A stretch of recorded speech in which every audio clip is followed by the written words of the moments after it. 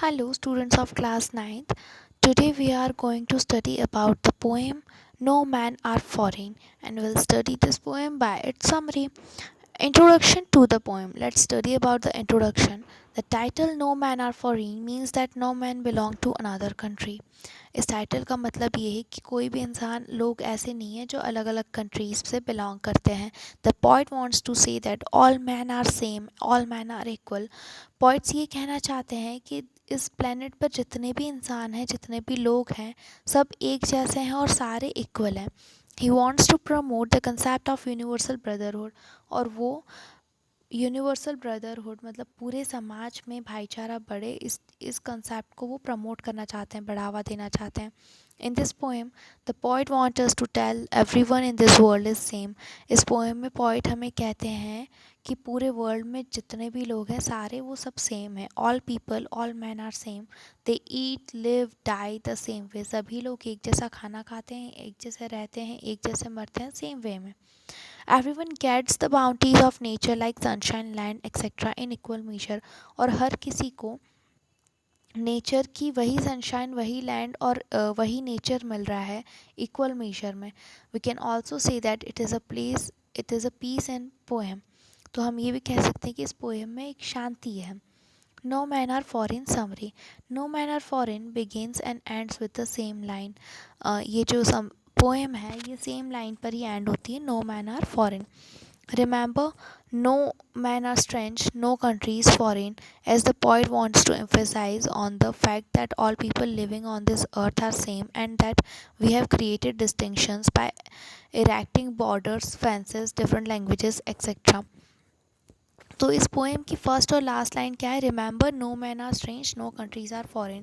तो इसमें पॉइंट ये एम्फेसाइज करना चाहते हैं, इस फैक्ट को एम्फेसाइज करना चाहते हैं कि इस अर्थ पे जितने भी पीपल रह रहे हैं, जितने भी लोग रह रहे हैं, वो सेम हैं और उन्होंने खुद ने डिस्टिंक्शंस क्रिएट किए हैं, उनके बीच में भेदभाव क्रिएट किए हैं बॉर्डर्स, फेंसेस या डिफरेंट लैंग्वेजेस क्रिएट करके. While we are alive we walk on the same earth and upon our death we will lie in our graves in the same earth.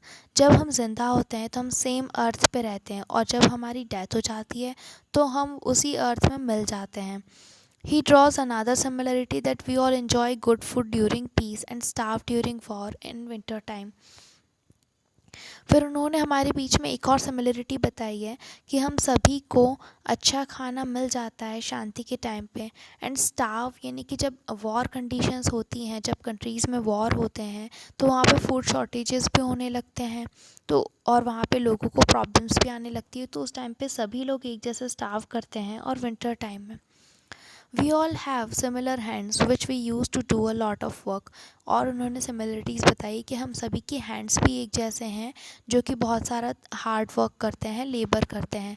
All of us have eyes which remain open when we are awake and close when we are asleep. और हम सभी लोगों में एक और speciality, एक और similarity है कि हम सभी के पास आँखें हैं जो जब हम जागते हैं तो खुली रहती है और जब हम सोते हैं तो क्लोज हो जाती है.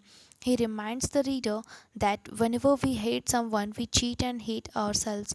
तो वो रीडर को ही रिमाइंड करवाना चाहते हैं कि हम सब एक ही हैं. तो अगर हम किसी को हेट कर रहे हैं तो हम खुद ही को हेट कर रहे हैं और खुद ही को चीट कर रहे हैं, ये समझना चाहिए.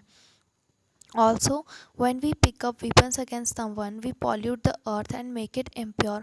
और जब भी हम weapons उठाते हैं, गन्स वगैरह, तो हम एयर को पोल्यूट कर लेते हैं, हमारी अर्थ को पोल्यूट कर देते हैं, जिसकी वजह से हम उसको इम्प्योर बना देते हैं with the huge amounts of dead bodies trod on it. और अर्थ पे बहुत सारे अमाउंट में डेड बॉडीज़ पड़ी रहती हैं और हमारी अर्थ पोल्यूट होती है.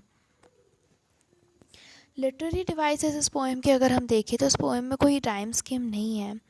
दूसरी लिटरेरी डिवाइसेस हैं alliteration. Alliteration is the repetition of constant sound in two और मोर क्लोजली प्लेस्ड वर्ड्स. यानी कि एक या दो वर्ड्स के पास अगर पास पास में है और साथ में स्टार्ट हो रहे हैं तो उसको हम लिटरेशन बोलते हैं, एलिट्रेशन.